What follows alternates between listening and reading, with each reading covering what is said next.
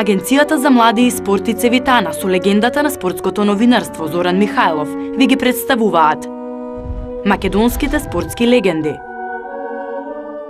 Оваа емисија е посветена на една личност многу интересна за студентите, професор по ракомет, а за љубителите на спортот, тренер, селектор на ракометната репрезентација на Македонија. Веројатно претпоставувате, станува збор за Гино Стрезовски, нашата следна спортска легенда.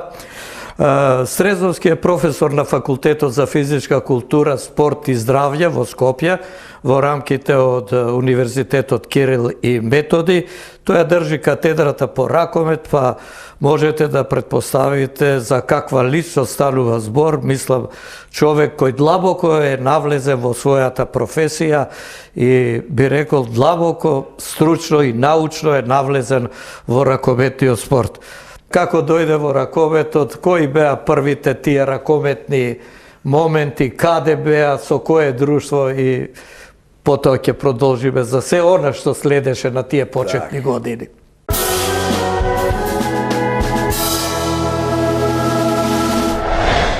Првите почетници беа уште во основното училиште Кирил Печиновиќ во Кисела Вода. Тамо имаше, нели, во тоа време беа секции тие мали олимписки игри. И тоа посериозно бавење со ракометот стана во гимназијата Ѓорги Димитров, каде што беше професор познатиот Боскос или Бошковски Левтер сега, каде што многу генерации таму почна да играат ракомет и понатаму се бавеа со ракометот. Во цел тој период, до добар дел од тој период, почнав како играч. И на еден час по физичко воспитување скршив, пред да одиме, се сеќавам за Полска некоја турнеја, требаше да одиме, ја скршив раката, и тоа многу сериозно ја скршив раката. И моите другари отидоа на таа турнеја, јас не отидов. Со враќањето, често пати велам, Боско се знае што да ми прави, пошто бев така, доста немирен. Ме стави на гол, да не му сметам на тренинг, ме стави на гол. Јас со гипсот почнав да бранам. И како што да став на гол до крајот на кариерата, така ја останав на тоа место. После тоа во работнички, поточно ја почнав кариерата во работнички и ја завршив тамо кариерата, што е право доста рано, на 20 некаде 7-8 години, за да почнам да се бавам со тренерската работа. Колку траеше тој период на активно играње на ракомет? Па, добри 2-13 години траеше тој период, да, 2-13 години. Последици некој не чувствуваше од раката? Не чувствував брзо, да. Страф некој или не? Не, немаше ништо од тоа, меѓутоа тоа беше оној клучен момент да се префрлам од играч во голман. Веројатно многу ми се допадна тоа место на голман и така да сосема коректно тие години бране во екипата на работнички. Значи, после 2-13 години напушташ и со желба да станеш тренер. Сега, опиши ги тие години после завршувањето на активното играње и ова почнувањето со тренерската работа. Така, всушност, последната полусезона од мојата играчка кариера ја заврши во Младинец во Драчево. И како играч и како тренер. И тамо фактички ги почнувам првите чекори како тренер веднаш после таа година, 86-87, како тренер со, тогаш се викаше Партизан од Драчево, уствари. И така започнувам со тренерската работа.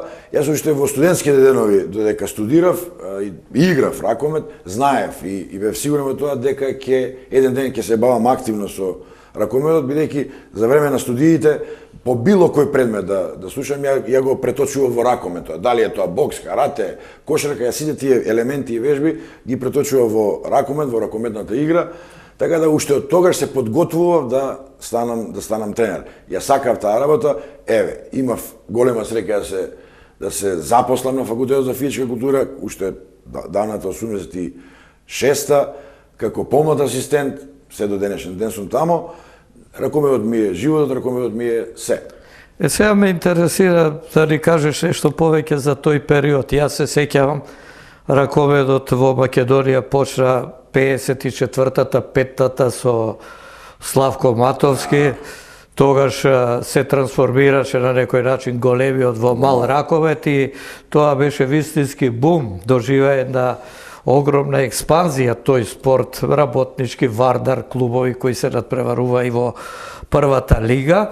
За тој период, знам, бидејќи нов спорт, интересирањето беше огромно. И сега ти кога почна како тренер, значи средината од 80-тите години од минатиот век, какво беше тогаш интересирањето кај младите? Дали лесно можеа да се доведат во ракометот или повеќе ги влечеше, например, фудбалот, кошарката, кој исто така има и традиција, имаш и квалитетни екипи? Знаеш, има еден впечаток дека ракометот во континуитет си го држи нивото на заинтересираност кај младите. Се разбира, некогаш многу повеќе, некогаш помалку, меѓутоа тој континуитет не паѓа, не доаѓаме до ситуација да немаме ракометари. Иако, ја помнам, па сите ние, уште од тој период, само Скопје имаше веројатно 10 на 11 ракометни клубови, што машки, што женски, кои денеска воопшто скоро не постојат. Значи, тој период ќе останува, ракометот е интересна игра, младите ја сакаат, е дуел игра, е малце повеќе, нели, условно кажано, машка игра.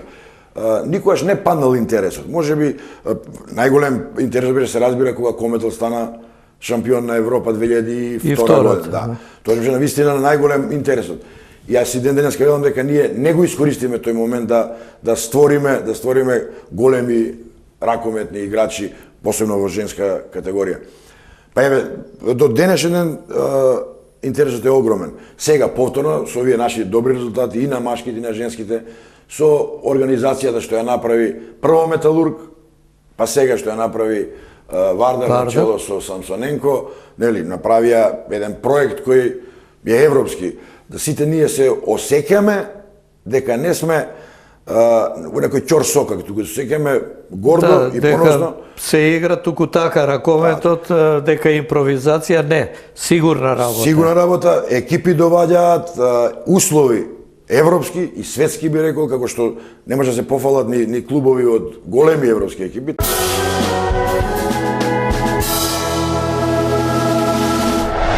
Ги спомна условите. Сега се враќаме на тие 80-ти години, 85-та, 6-та. Ти како тренер, кои услови ги имаше тогаш, кога почна во Драчево? Не е разговар тогаш, не збориме за услови тогаш. Добро, терен имаше? Имаше ракометен терен на бетон, се разбира, асфалт, што е тоа.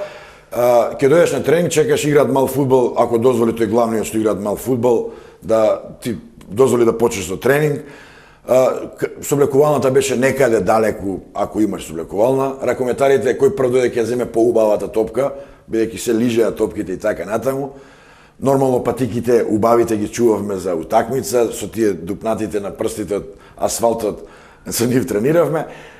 Страшно голема разлика. Денеска е сосема друга приказка. Денеска од затоплена сала до прекрасни соблекувални, до сите услови за врвно спортување. Апсолутно, што и така треба. А после тоа како оди твојот ракометен пат, значи почеток во Драчево како тренер? После Драчево дојдем... Колку време се задржа таму? Во Драчево една година се задржав. Направивме многу интересни резултати во Македонска лига. Они не беа научени така сериозно да се почне да се тренира, а јас пак млад тренер, сакам да се докажам, сакам да покажам дека може да се работи и работиме сериозно и направиме одличен успех во таа Македонска лига. Веднаш после тоа одам во работнички во мојот клуб како тренер, не можам да се сетам кој беше пред мене тренер. Таму комплетно се смени екипата. Дојдоа млади ракометари и да, таа година беше, изработевме одлично и таа година во Македонска лига.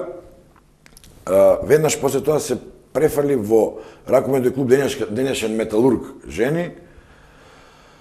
Скопје се викаше тогаш, игра во втора сојузна Југословенска лига, таму останувам, за да повторно се вратам во работнички, да играме во сојузна лига исто, и така, си одеа годините, Вардар Срем беше актуелен, по Вардарије неготино, каде што на вистина и денеска се гордеам со тој клуб, направиме резултат во Македонската Суперлига, никој не очекуваше дека ќе обстанеме.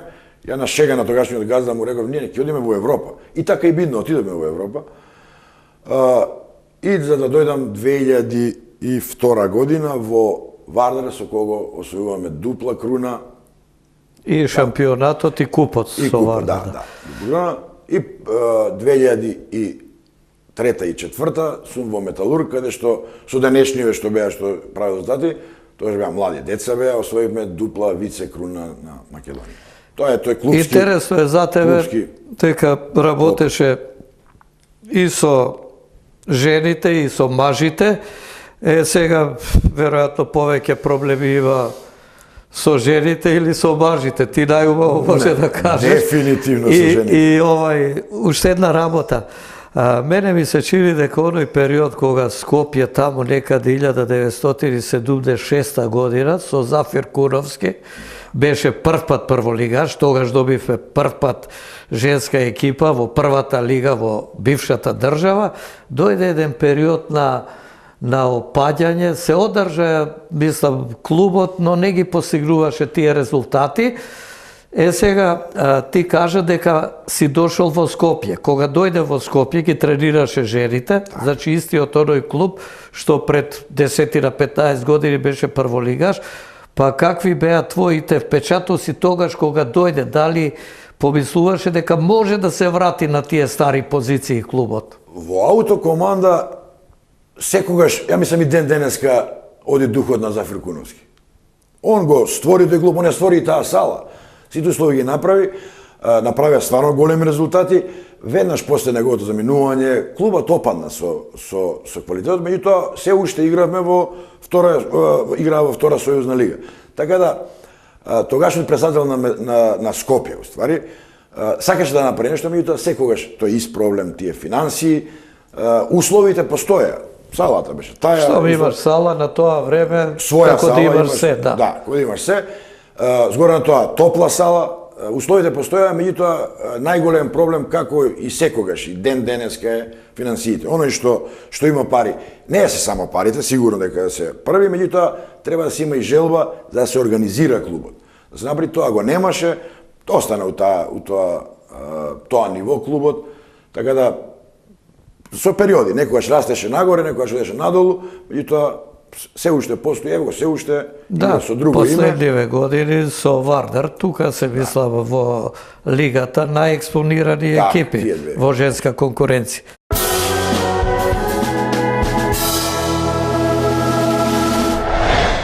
Твојата кариера во Вардар 2002, 2003, двојна круна освоена, потоа што станува тоа е таа македонска болест, ја често пати сакам да ја напоменам што е тоа. Сите македонски тренери, земете, од селектори до тренери, секојаш кога ќе дошле до некој ниво, да некој им ја пружи таа прилика да станат врвни големи тренери, да не ги набројувам сега, меѓу кои сум и јас, некој ги кратеше. Зашто? За да ќе дојде тренер од странство или од комшилук и така натаму, и ќе го земе тој примат. Исто се случи со Вардар, исто се случи со Металург. Освоивме дупла вице круна со Металург, ви кажав, со истите овие коментари што играа во Лига шампиони. Дојде анонимен тренер, нормално не збореше македонски, збореше друг јазик, кој толку беше тие години и по две во Вардар и не постои веќе на тренерската мапа, не да се бави. На многу тренери тоа им се случило, како што и на мене. Ете, со Вардар освоиме дупла круна. Веројатно очекува дека треба да дојде друг тренер кој ќе им направи магија, ќе станат европски шампиони. Не е така.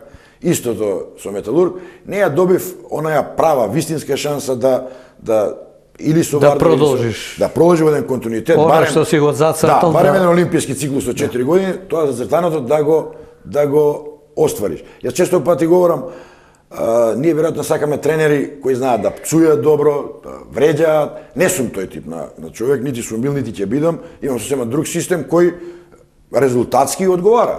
Да, и треба трпение, ова што рече, барем еден олимписки циклус од 4 години да се работи и да си сигурен дека ќе останеш тука, не да стрепиш еден пораз, па ајде да се заблагодарам. Како што се прави таа проклетија, меѓутоа тоа е тоа, треба да живееме со тоа. Кој беа тогаш во Вардар вака најистакнати поединци, дали може да се подсетиш во тој период? Пепи Манасков беше во Вардар во тој момент, може би се ќајате на Олег Мальцев, десниот бек, беше Алушевски на лево крило, имаме од страна играчи на десно крило, тогаш почнуваше Ванчо Димовски во Вардар, на голо беше Данило Брестовац, Зоран Петковски, Борко Ристовски, сите они беа тројца во Вардар. Така да, и тие млади еве ги се експонирани. Значи големи. беше на сладки маки, со голманија, не знаеш Со кого да голманите, го стави. А ти Добро, голман. Борко, да. Борко беше најмлад тогаш, така, уште дете беше, али талентот него се покажуваше со Петковски и со Брестовац. Имаш, сладките маки беа во екипата го имаш Пепи Манасков, кој Може да реши све може да реши. се што сака. Не мора ни да замислувате, само оставете го, не ни совет, ништо, он ќе го реши тоа без никаков проблем. Имаме врвни играчи, затоа и освоивме. Тогаш имаше стварно добра лига. Имаше 7 добри, не знам, Пелистер, и Металург, Тутунски, Повардарие. Повардарие исто имаше силна екипа која учествуваше во Владос европски Богданци, куп. значи да не промашим некој. Имаше екипи кои сериозно, Јафар Есен, во тој период беше така да, имаше сериозни екипи. Гледам, еве ги овие последни година-две, се појачува квалитетот и на другите. Добро, од тоа што го има, спрема тие финансии што постојат. Каква ти беше комуникацијата со тие играчи тогаш, затоа што имаше искусни, врвни, европски, светски играчи како Пепи Манасков и оние младите што доаѓа. Како успеваше да го усогласиш сето тоа? Тоа е многу битно, ми се чини за еден клуб и тренер. Тоа е стално врлината на еден добар тренер кој знае да ги вклопи играчите во една целина. Таму имате, добро кажа, еден Пепи Манасков кој веќе беше полека на залезна каријата, имате деца кои се почетници. Они сами се сплотуваат, младите знаат каде им е местото, старите се тие играчи, звезди и кои носат бодови, и ваша должност е само тоа полека да го склопите во едно, да ги држите под еден конец сите играчи, за да знаат кој каде му е место и во кој момент што треба да направи. Во тоа ми одеше добро, успевавме, теравме, дисциплината беше секогаш окей. Јас никогаш не сум бил тип на тренер кој знае да навреди, туку сум бил тип на тренер кој знае да мотивира. И ете, резултатите се покажуваат дека, барем спрема мене, тоа е правата страна. Потоа каде продолжува твојата кариера? За Вардар рековме двојна круна, еве овде го има твоето CV. Југ, Скопје, Мажи, Металург, Скопје, Мажи 2004-2005. Па стигнуваш и до репрезентативните селекции, но до доаѓањето во репрезентативните селекции, оние години после Вардар, до тој момент кога стана селектор. Јас претходно бев, значи, прв пат Македонија, често пати кажуваат, оние, прва репрезентација која излегла на некое првенство е младинската репрезентација на Македонија 94 година на Европско првенство во Израел. Тогаш бев тренер на младинците. Брзо после тоа, за годините тука некаде се, да не ги читам, станав селектор на машката репрезентација со која игравме добри квалификации, игравме добри надпревари и така натаму. Поднесов оставка пред светското првенство во Хрватска. И ден денес ке се кајам за тоа, тука беше сплет на многу околности, нели, тренер тоа стана репрезентација, тогашниот мој помошник Илија Темелковски, ја барајќи ги правата на ракометарите и тогаш со нив се договорив дека јас ќе одам напред, ја ќе ги барам правата, подобри услови и така натаму. На еден начин јас изгорев. Реков, чим не сакате да ги остварите овие наши барања, јас ќе давам оставка. Може би тогаш бев уште така, ајде, нели условно зелен, верував во све, дека играчите стварно ќе да станат позиме, не се случи тоа. Темелковски ја презеде репрезентацијата, оној успех 11-то место во Хрватска. Прво тамо некаде во Бјеловар се играша, после во Задар дојдовме за вториот круг, се пласиравме во вториот круг. Да, 2009 година ја превземам женската репрезентација, кога никој не веруваше дека со таа репрезентација ние ќе направиме нешто.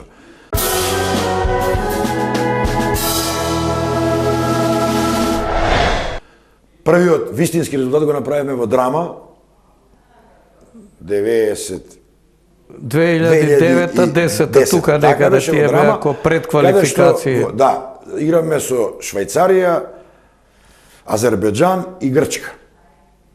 Бевме први, во бараж надпревар ни падна Шпанија, што објективно беше многу подобра од нас, за да понатаму одиме на квалификации со Франција, Турска и Литванија. Во баражот Шпанија отиде на Европска, не отидовме ние. И 2011 успеавме да се пласираме, да ги победиме, дури ја победивме, може би се каде на тој надпревар, ја победивме и Франција, дома во Скопје, ја победивме Литванија во Литванија и се пласиравме Турска дома, се пласиравме на Европско првенство, што требаше биде во Холандија, и тоа, не знам од кој причини Холандија откаже, па бидна во соседна Србија. Сега овде гледаме една слика, ова беше веројатно од тој период, еве и гледачите ќе ја видат. Гено Стрезовски го искина сакото. Убаво, скапо сако изгледа вака, дали вредеше да се кине и во кој момент се случи ова? Секој тренер или секој играч има некои своји, срекни работи. Јас сум еден од ретките тренери кој почна од почетокот на кариерата да не настапувам во тренерки да водам екипа, водам во одело и ден денеска. Тоа некој некад префрлал, некој некад се смешкал, некој викал дека е окей. Тоа беше мој систем. И тоа ми беше тоа среќно дело да на квалификациите во драма викам луѓе, на девојките, викам ово дело е више 100 години. Ќе го скинеме, вика. И чака, гледам, викам, како ќе го скинеме? Ако победиме, ќе го скинеме на сред игралиште. И тоа и се случи. Победивме во драма, ја победивме последната Азербеджан го победивме, стрчаа ракометарките, го искинаа. Истото се случи на надпреварот со Франција, тоа ми беше ново дело. Значи ти водиш надпревари во одело, а се враќаш дома во тренерки. Во тренерки. И сегашната моја снаја, тогаш Портјанко, сега Николич, вели, ќе го кинеме ли ово дело? Ја викам, со Франција играме, ќе кинеме, викам и тоа со задоволство. Ја победиме Франција, исто го искина, не беше баш пријатно панталоните ми ги се облечат, и верувате дека во домашна атмосфера Портјанко или Николич ги истече и панталоните. И последното трето дело што го скинавме беше кога се пласиравме со Турција на Европското првенство, и тоа што во собликувално викам победила Турција, сам ќе го кинам. Исто да го направиме, така да, тоа беше од шега стана некоја квалификацијски надпревар со Турција за Европското 2012 година. Тогаш ти ја водеше нашата женска репрезентација. Претходно беше селектор на башката репрезентација 2004-2006.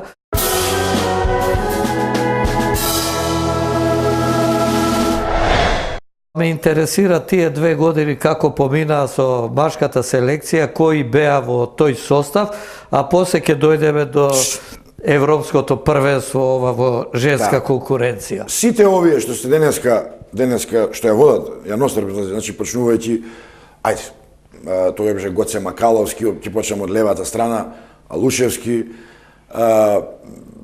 Пепи Манаско беше тогаш, значи од него нааму Раде Стојановиќ, Наум Чемојсовски, Филип Миркуловски, Кире Лазаров, Јович, Јович ќе сетам, Ванчо Димовски на кружена пајач, нели, Зоран Петковски, Перо Мисовски, сите тие беа денешниве што ја водат репрезентација беа и тогаш во А селекцијата. Не е дека немаме резултати. Меѓутоа стално ни фалеше, ќе пројдеме на бараж, ќе добиеме дома утакмица надпревар, ќе ни фалеше тој чекор за да се пласира некое големо надпреварување. Ја и денеска тврдам дека тој чекор беше нашето неискуство. Значи, пред добри 15 години, истиот овој Кире Лазаров бил дете. Тогаш почнал да игра ракомет, мислам, оној врвен ракомет. И од тогаш они ја води репрезентацијата. Така да ја секогаш тврдам дека данокот на неискуство на таа генерација тогаш не дозволуваше да отидеме на чекор напред да се пласираме на европско или на светско првенство. Така да со моето одење од репрезентацијата се направи... некој надпревар, дали ти остана вака посебно осеќавање? Надпревар со Чешка што го добивме овде во Скопје, кога сите велат Чешка беше стварно голем подем тогаш, не, кај може оваа Македонија со Чешка, ги добивме 6 разлика во Скопје. Никој не веруваше. Исто кој што, велам, со женската репрезентација која победуваме. Со една сериозна подготовка, една добра мотивација кај коментарите ги добија во женска. Сега, во Чешка беше, не знам, Ползен, беше пораз од 9 разлики, 11, како беше. Не се ни сеќавам, тачно мислам, не се сеќавам, така да не успеваме да се пласираме. Ете, таа ми е една од надпревари кои ги памтам на репрезентативно ниво, а на клубско ниво со Вардар, некој ми е најлегнат надпреварот со Гранолиерс. Тогашен освојувач на Лигата на шампиони. Изгубивме во Барселона па многу. 13 разлика, нешто Царчев беше играч на такмицата. Може да замислите. Да, голман. Голманот, губиме 13 разлика, е играч на надпреварот. Овде ги победивме во Скопје и тоа баш изиграме во тоа време Вујовиќ играше за Гранолиерс, не знам, Матавин и така имиња големи. Ги победиме. Таа ми е една од подрагите клубски победи, а со машка репрезентација ви кажав ова со Чешка што беше во Скопје.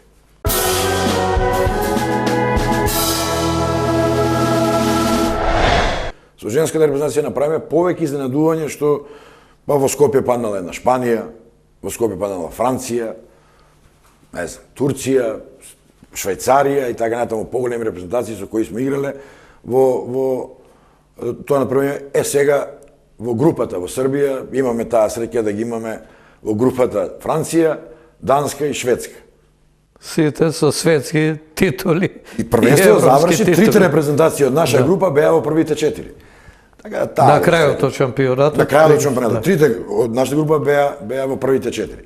Така да како изгледаше тој шампионат, не знам, ни ракометарките ние не беме некако уплашени.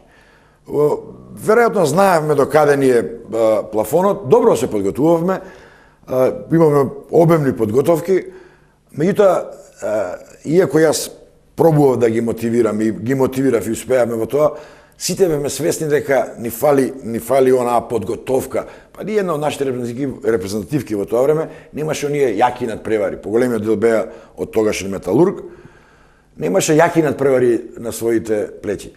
И сите беа свесни на таа приказка дека е тешко. И ние со сите три, ја баш брзо правев некои анализи, па ги гледав тие надпревари, ние со сите, и со Франција, и со Данска, и со Шведска, до некој 40-45 минут, одевме егал, водевме, нерешено, губевме, и тоа во ниеден момент не надигруваа. Да не прегаза, да рече тема. Сигурно немаш тоа. И дури јас изјавив пред да одиме тамо, ќе биде многу тешко, и тоа никој нема со нас да си поигрува. И така и бидна. Сите надпревари ги изгубиме во последните 10, 12, 13 минути. Сите три надпревари. Веројатно, предпоставам дека целата јавност беше свесна на тоа, си го знаеме својот квалитет, имаше добра генерација која навистинираше, се бореше, меѓутоа толку беше во моментот. Значи, причината ја гледаш во тоа што немавме силни екипи, па да има надигрување меѓу нив во домашниот шампионат. Сигурно. И исто така и на меѓународна сцена. Например, друго време беше она кога беше силен Кометал, па имаше надпревари со врвните европски екипи, тука се Калеа и Кастратовиќ и Нацева и сите. Радуловиќ, па и Кастратовиќ, благодарејќи токму и на тие игри во Кометал стана во репрезентацијата главен играч и голгетер на светското првенство во Германија. Значи, ова што го кажуваше точно, треба да се има конкуренција и надпревари во континуитет, за да може репрезентацијата да е силна, па и таа во континуитет да игра на големите приредби. Еве, ние игравме во Скопје 2008, на Европско 2010 не успеавме, значи се прави пауза. 2012 учествуваме, после 2012 каде сме? Нигде. Нема. Моето заминување беше 2012 во јуни, последни ми беа медитеранските игри во Мерсин во Турција. Заминав после тоа. Не се откажаа многу играчи, меѓутоа, ете така, репрезентацијата некои се тргна, некои Николич преслена, Бајрамовска не игра за репрезентација, иако игра во Словенија одлично. Така да почна надоле да иде репрезентацијата.